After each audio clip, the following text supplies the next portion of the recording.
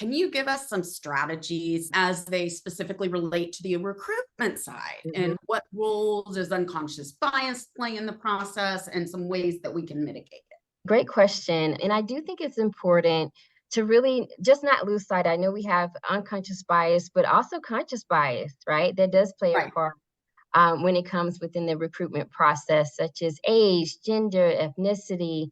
And coming from a recruiting background, I have seen how easy it can be to fall into habits where recruiters are looking for candidates that may be a culture fit for the company or where the hiring manager is most likely to hire.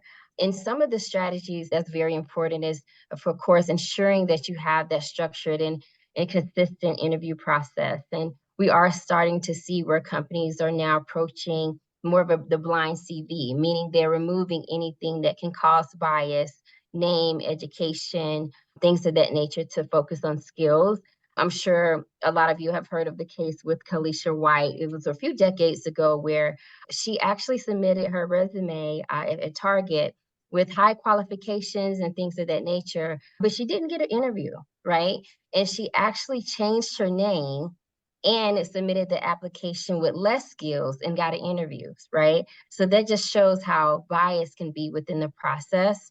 So Hmm. it's important to make sure that recruiters are expanding the search, taking that no stone unturned approach when they're looking for talent, and look Sure. past the resume, right? Like at the end of the day, recruiters need to stop asking themselves if the person is a fit and change it to can they do the task on hand?